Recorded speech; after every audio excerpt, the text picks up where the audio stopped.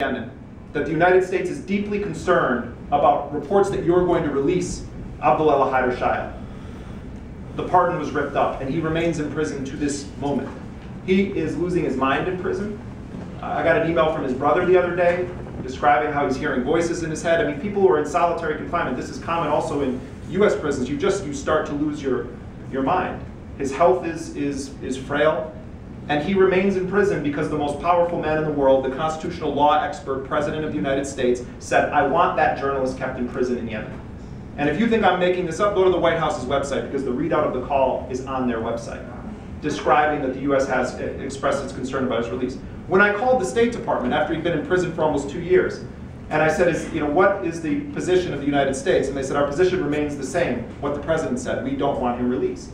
And I said, well, what evidence is there that he's involved at all with al-Qaeda? Because they had said that he was a dangerous supporter of al-Qaeda. And they said, well, we're not going to comment on that. So they won't release the evidence. There certainly wasn't evidence in his kangaroo trial in the court set up to prosecute journalists who commit crimes against the dictatorship of Yemen. So that journalist remains in prison.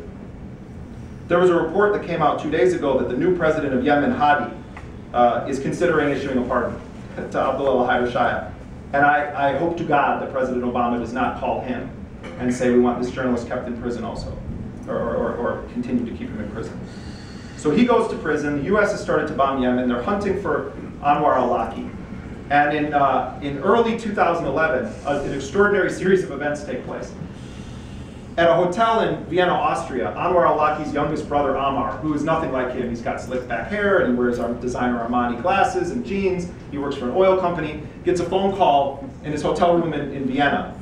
And it's a guy on the phone who says, your wife and my wife are friends, and I have a gift for your wife, can you meet me in the lobby? So he goes down to the lobby of this hotel in Vienna. And there's a tall white guy in a blue suit standing there. And he comes up to Ammar, is the name of the guy, and he comes up to him and he says, I don't actually have a present for your wife, and my wife doesn't know your wife, but can we sit down and talk? And Ammar says, well, is this about my brother? And he says, yeah, bingo, genius. And so the short of the story is that the CIA, he's a CIA officer, it says to Ammar, we want to give you $5 million to give us the location of your brother. And they said, there's this bounty on his head, and we wouldn't be asking you to help for free. There's $5 million, and wouldn't that money do a lot to help raise Anwar's family? We want to resolve this. And they say to him, we've got a task force that's going to either kill or capture your brother, and we prefer to have it be capture, but we will kill him. He's going to die if you don't hand him over.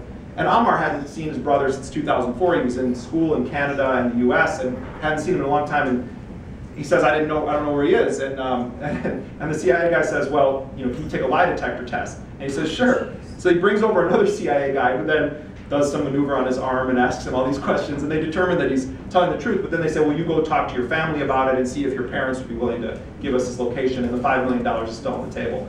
So he goes back to Yemen, and his mom says to him, don't you ever talk to those people again. And they he never responded to their emails.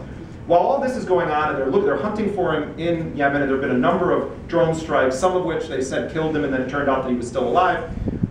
The CIA learns of a Danish guy named Morten Storm, who had been a friend of Anwar al-Awlaki's in the mid-2000s, 2004, 2005 in Yemen. And Morten Storm was this former convict who was a member of a biker gang who converted to Islam and fancied himself a future jihadist for a couple of years. And he had met al-Awlaki at a university in Yemen. And this guy, Morten Storm, sees that al-Awlaki is a big value guy. The US is trying to kill him. At this point, it's already been published that Anwar al-Awlaki is on a CIA or JSOC, Joint Special Operations Command, hit list.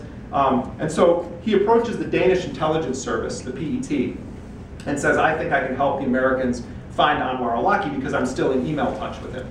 And so the PET then brings in a CIA guy named Jed to meet with him, and they have this, they hatch this plot. The CIA comes up with this idea.